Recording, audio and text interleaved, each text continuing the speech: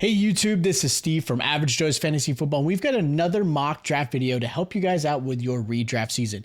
We are now on the 6th spot of a 10-team league to help you guys out with, again, any questions you have, where players are falling, maybe some reaches you have to grab for this upcoming season. Again, this is a 10-team full PPR. If there are other formats you guys would love to see, hit me up in the comments down below. I would love to help you guys out and get you guys prepared for this upcoming season.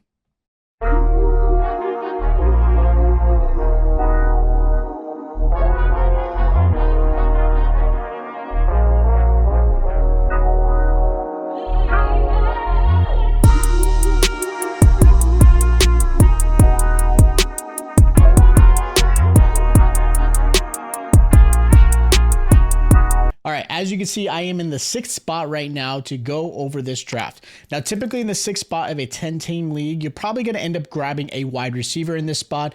If you can grab a running back, I think that would be a great way to kind of start off your team because you can get another premier wide receiver on the second round. So let's see how this draft goes. Now, most drafts you're going to find, most people tend to go Christian McCaffrey, CeeDee Lamb, Tyreek Hill. Those tend to be the first three that may end up being the 101. So as you can see here, Christian McCaffrey went 101. Not a bad choice. I would grab him every chance I can because he is a dominant running back. Running backs are a lot harder to obviously grab in a fantasy league, especially in a PPR, especially running backs like McCaffrey, Gibbs, Bijan, Breece Hall. So Bijan went 4, which isn't that common. I tend to see him around the 5, 6 to maybe 7, 8 spot. Again, just so you can have an idea of where these players are falling in the ADP. I personally will grab a running back in this spot because, again, I think I can grab a receiver in the second round that I'm going to fall in love. I'd hate to see Jamar Chase and Amon-Ra not be in my team, but I'm going to grab Breece Hall here, who's a premier running back who was fantastic last season. And hopefully, because this offense will have a healthier Aaron Rodgers, we'll have an offense that will have to take an account for that. Breece Hall should have strong value. So seeing AJ Brown before Jamar Chase or St. Brown's a little bit of a high one. I would probably flip him behind them. Puka Nacua, again, a lot of people want to hopefully see a repeat of what he did last season. And now you see the running backs kind of fall in the second round. I'm glad I'm able to get Breece Hall here because now I can get another wide receiver, or you could be really a way to grab and really take hold of this offense on your team is grabbing another running back like Kyren Williams. Now, if Kyren Williams wasn't here, I would have probably gone after Marvin Harrison Jr. or Devontae Adams. But for me, the fact that Kyren Williams is still there, I love where he's at. I will love to have 2 top tier running backs on my team because wide receivers are so deep in fantasy. Yes, in PPR, depending how your scoring is, if you're traditional, a wide receiver is obviously dominant and they can grab a lot of points for you. But because running backs are so hard to have on your team, if I can have 2 premier running backs, I'm going to grab them every single time. Now, your draft strategy may be a little different, but again, I think that has been my most successful way of winning in most of the leagues I have been in is grabbing running backs. It is the traditional way, and it's still a very dominant way to go. Zero running back is a strategy I have seen become more and more common, which, again, there's nothing wrong because there are some really good running backs you can get later on, but I'm still going to go run back heavy in the early couple rounds. Now I've got to grab a wide receiver here because I'm not going to grab another running back like Derrick Henry. Now you could do that strategy, again, grabbing the best player strategy and having him as a trade bait option. But I'm actually going to grab Mike Evans here because I think Mike Evans is a little bit of a higher premier aspect compared to Nico Collins. I like Nico Collins, but Mike Evans he's Mr. 1000. That's what he does, 1,000 yards. Typically gets close to that double-digit performance in touchdowns. So I will grab him every single time. So quarterbacks are starting to see the rushing quarterbacks going. Obviously, Josh Allen in the second round, which is a little early. Jalen Hurts, Lamar Jackson. I think, again, unless you're grabbing those guys early, which I'm not going to, you can get a quarterback later on if you guys have watched any of my other mock draft videos. So looking at this, I'm really tempted to grab Neighbors because I think Malik Neighbors is going to be dominant. He's going to get so many targets this way in this Giants offense.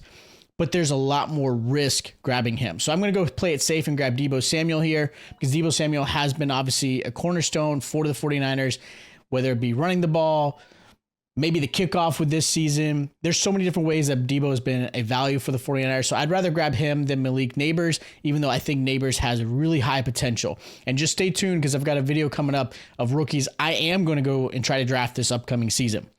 So now I've got my 2 starting wide receivers, my 2 starting running backs. You can obviously grab depth here if there's great value. You could grab a tight end or grab a quarterback. Now me, again, I think I can grab a quarterback later on that still will be a top tier quarterback. I'm going to grab probably another running back or wide receiver here.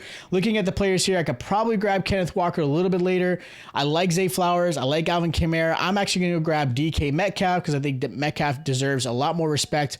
He's a great, again, wide receiver 2, wide receiver 3. Because he's my flex, I think it's a great spot to grab him there because his value is really good. Now I've got obviously my really core here besides my tight end. Now tight end, Mark Andrews is probably the safest bet. It's a little bit of a reach here, but I think he's going to have such great value. I don't mind taking him there because he has fallen a little bit. I didn't need another wide receiver or running back at this particular moment. I'd rather fill out my roster the best I can. Now I can start filling out my death pieces. I'm not going to go Joe Burrow, Dak Prescott, get those guys a little bit later. I will probably grab another wide receiver here just because there's some really good options like Amari Cooper, who's fantastic.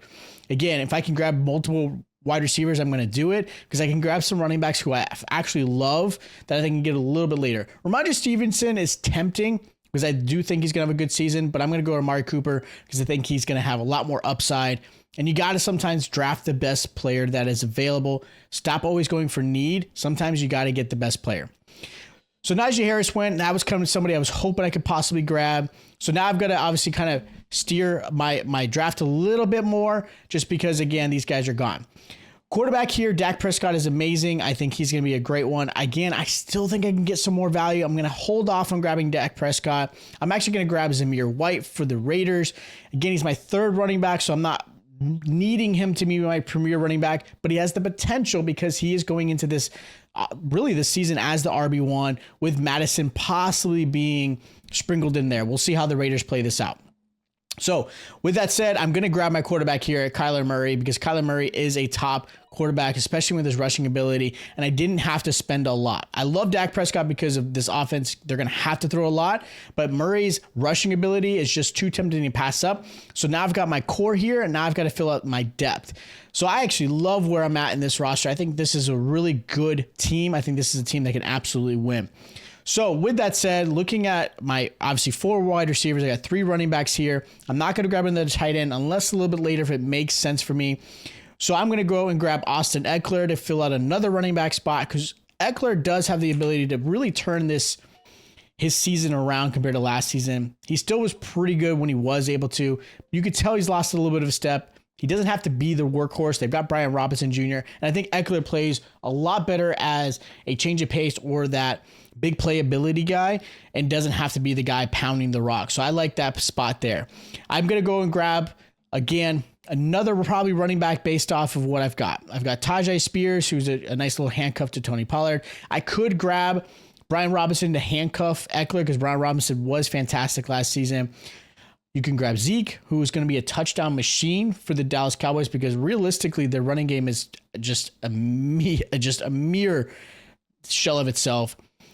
But I think looking at this roster and really kind of filling out this team, I'm going to grab one more player here. It's a little bit of a reach here, but I like TJ Hawkinson because I think he'll actually end up being a steal when he does come back. And again, I'm not letting him be out there on waivers. You could not draft him and know that he's going to obviously miss probably the first month or so. But I'm actually going to grab him just to get him on my team and not have to worry. I will draft Ezekiel Elliott because he technically will be the RB1 for the Dallas Cowboys. And it's not a risk grabbing him this late because, again, I'm not relying on him. He's technically going to be my 5th running back who could potentially have a top 15 season if he gets enough touchdowns. So I like that pick. My last player that as far as going to fill out, again, because I've got to grab a kicker in defense because most of you guys probably play that way. I'm actually going to go and grab Jacoby Myers for the Raiders because he looked really good last season. They do have Brock Bowers here, which will take some of those snaps away and those targets, but I still think Jacoby Myers has a little bit of an upside there. Now I'm going to grab my kicker. Looking at kickers, I'll grab the Dallas kicker, Brandon Aubrey, who was fantastic last season. Again, an offense that can get down the field.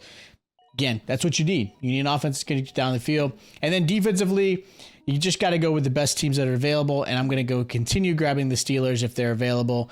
Obviously, 49ers, Cowboys, those are some really good defenses when you got to fill them out.